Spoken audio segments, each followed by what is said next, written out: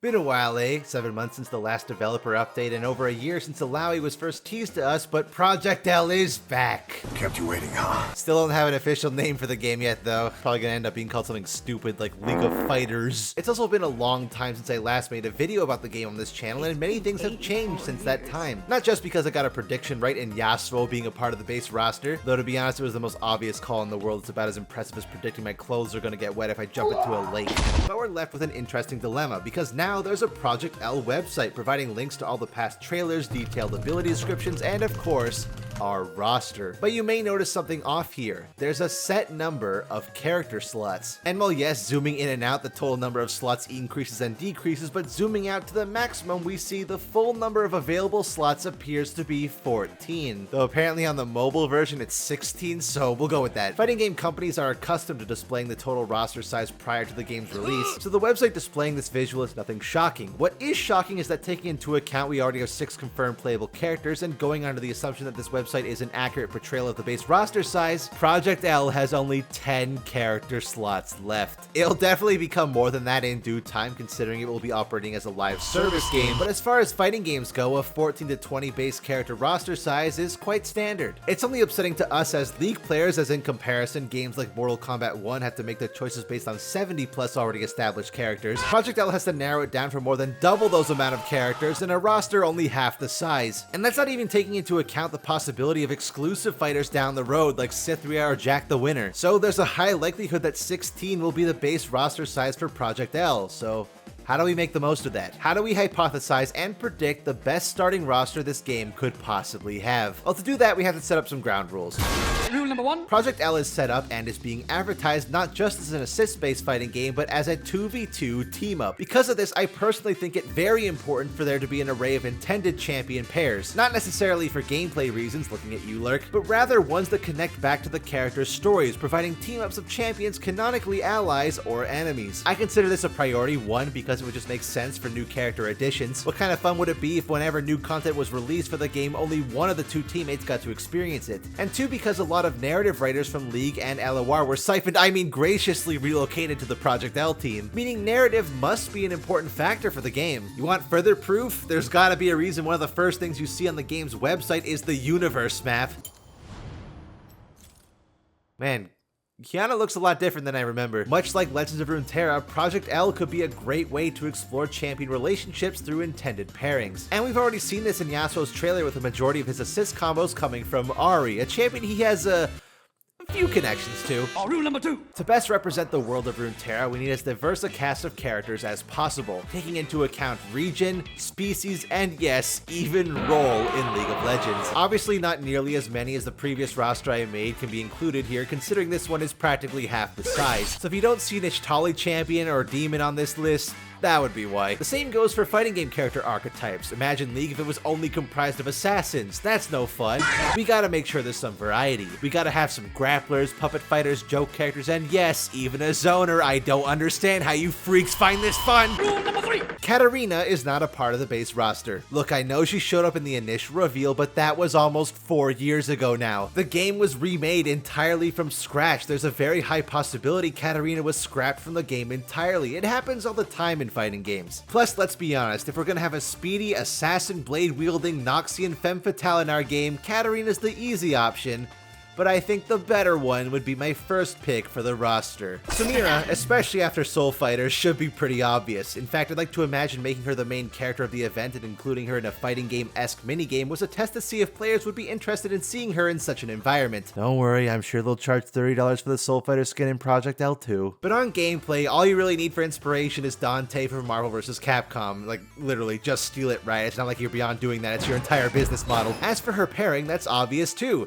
She's Darius's. Samira's already been seen working well alongside giant axe-wielding Noxian men before, and the 2 of them have already shared a tender moment with each other in the Ruination cinematic. By all accounts, she's an obvious pick, near guaranteed to be in the game. much like the second one. Moving away from Noxus, we arrive at the second most obvious champion inclusion in this game, and the pair for Jinx, her sister. Compared to most champions in League, this one makes probably the most sense out of all of them. And like I said in the last video, in a dev team photograph, we caught a glimpse at a Project L style mural containing everyone's favorite Punch Lady, so it was pretty clear she had a pretty high chance of being included. And on Arcane, there's a pretty good shot Season 2 will be released sometime late 2024 or early 2025, and that's just good cross-promotion marketing. Plus, after being snuffed from Soul Fighters, I think she deserves some love. Making our final stop in Zaun, we have Echo's partner, Blitzcrank. Now I know this one's kind of a stretch. With this many Zaunites, isn't it a bit ridiculous for them to comprise a fourth of the entire base roster? Yes!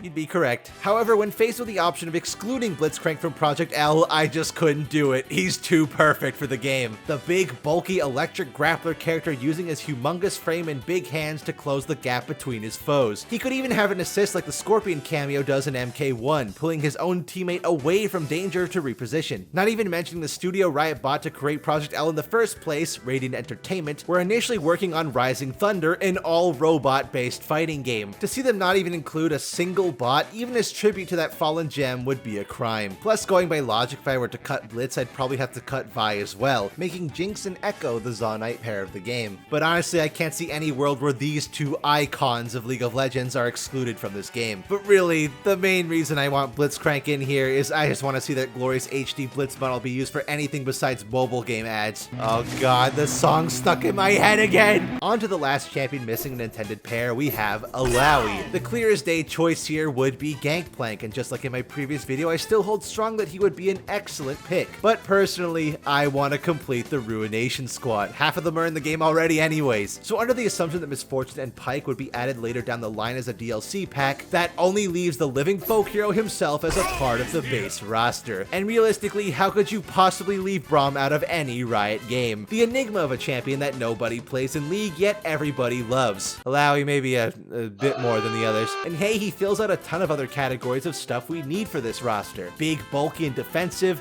happy, smiling, and positive, Freljord reps something that ends with IV, and of course, it would be the most natural way to incorporate Poros into Project L, the most important part of his inclusion. Well, we've done it. Every confirmed character from Project L so far has their ideal pairing now, leaving us with only 6 slots remaining. But here's the kicker. We still don't have any champions from the Shadow Isles, Void, Targon, Shurima, Piltover, Bandle City, Ishtal, or Demacia. So as unfortunate as it may be, with so few open slots remaining, some of the regions just won't get a representative on the base roster. Hey, don't blame me, blame Zaun, Noxus, and Ionia for having literally infinite perfect picks while Stone Town Racesville is barely pushing 2. On the topic of missing regions, one stands out to me, mainly because its inhabitants would prove a major challenge to include correctly, and that's Bandle City. Short characters have historically been a balancing nightmare for fighting games, as many attacks that hit every other character in the game, they dodge for free just by existing. That's mainly why I'm against including Yordles like Teemo in Project L. As much of an icon as he is, the only 2 options I see to make him work in Project L are keeping him short and dealing with the balanced nightmare that will inevitably ensue, or size him up to be more in line with the other champion heights, and I don't really like the thought of that. Human-sized Teemo terrifies me. No, I think for the most part, champions should remain their canonical size. Talking to you, Malphite, Cho'Gath, Scion, Galio, Nautilus, Aurelion Soul. So to include a Yordle, we'd need one with a big enough hitbox. The obvious choices here would be Kled or Rumble, but we already have enough Noxians, and Rumble is a bad character nobody likes. But it dawned on me. The perfect Yordle for Project L, one that could cleverly defy the hitbox problem while providing their own unique flair to the game no other champion has. My Yordle pick is Vex. Just have Shadow tower over her in the same way it does in her Ruination key art and in the Wild Rift preview model, making up the difference for her lack of height. Now you have a Shadow Isles, Yordle, Zoner. That's like 3 checks off your box in one go. And as an additional added bonus, it makes the pairing very easily. Sure, yeah, Viego, but I think he should be saved for later down the line. Give him a revival story in the MMO before bringing the canon version of him back. No, the real pick here is Thresh. And just like the first video, if I have to justify to you why the icon of the Shadow Isles deserves this spot, you know you are objectively wrong. Just please, Riot, use the actual Thresh design this time. I don't need you to poison my eyes any further than you already have. Now, I wanted to make sure Shurima was included at least once here. Next to Noxus, it is the largest region in Runeterra by sheer size after all. And naturally, to go along with the coarse and rough region that gets everywhere, I wanted a representative from the Void. Void, seeing as the two regions are pretty much linked at the hip. Initially, these slots were gonna go to Rengar and Kha'Zix. We are in desperate need of some monsters in this roster. Their rivalry is already well established, and all you need for inspiration moveset-wise is a single battle between Alien and Predator in MKX. But the more I thought about it, the more I came to the consensus that they weren't really base roster material. I think they'd probably be better saved for a themed expansion in the future, like what happened in Wild Rift. So as for the real choices, I'm very fond of one of them. We gotta have Talia in here. We already have Yasuo in the game, we need to have his student. Wind and stone, as they say in the funny gnome game. I like to imagine she'd be a keep-away character, yet not a true zoner. A hybrid between Aganos and Con-Ra, if you will, using her earth elemental powers to lay traps while throwing sticks and stones. The Shurima pick is obvious for me, but the Void pick is obvious for Riot. I don't like it. I assume most of you won't like it either, but we know this is coming. We have to accept the truth. The Void rep for Project L isn't gonna be anyone other than Kai'Sa. No! Like it or not, and I'm definitely leaning towards the not. Kai'Sa has become one of the most popular champions in the entire League IP. I mean, what other champions do you know that have received more merch this year alone than most other champions have received over their entire existence? I don't know how she'd play. I don't even know what archetype she'd be. All I know is that I'd literally pick any other Void champion to be the Void rep, but she's gonna be the one. Such is life. At least by pairing them up, we would be able to further explore her and Talia's relationship, since we got a glimpse of it in the cinematic last year. Now, we have 2 slots remaining, but 4 regions still unrepresented. This is gonna be tough. How can I possibly manage to make sure all of these regions get their fair dues? There has to be some kind of workaround for this, right? Yes, there is. It's called DL motherfucking C. Galio Lux, Demacian Crown Guard expansion, boom done. Leona Diana, Celestial Lovers expansion, boom done. Camille Caitlyn, Piltover Enforcers expansion, boom done. Nico Nidalee, the LOR version, Ixtali Shapeshifters expansion, boom done. In fact, there's so many potential combos here I didn't include in the base roster, primarily because of the prospect of future DLC packs. With a roster this small, too many regions and character types are gonna feel underrepresented here. So I see the only logical solution is for the final slots to go to champions who aren't tied to any region at all. My final 2 picks are Fiddlesticks and Evelyn. Remember at the beginning of the video when I said there weren't going to be any demons on this list? Yeah, it's called Misdirection, you fucking hooligans. Go back to university. I couldn't possibly not include Fiddlesticks on this list. Every fighting game needs their Faust or Hisako wild sporadic character in it. Plus, while we do have Thresh and Blitz already, Fiddle would be the definitive, not at all humanoid monster we need for the game. And as for Evelyn, while we do have Ahri already, her fan service isn't as extreme. Eve is gonna single-handedly get lonely people to buy the game. Putting her on the cover is gonna increase sales copies by 10-fold, and just might bring the age rating up in the process. These curves are real. Plus, if we get a Kali in there, an Ionian DLC combo pack with Shen, Zed, or Jhin down the line, we'll have all the KDA members in one game. All the ones that matter.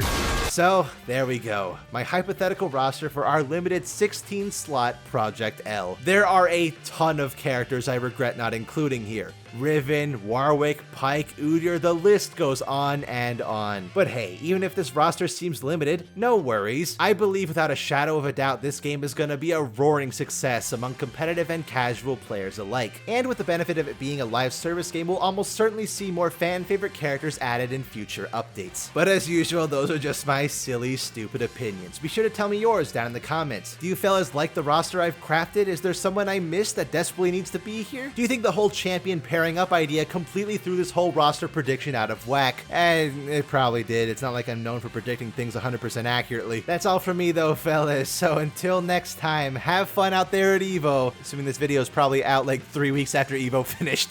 I'll see you in the next video.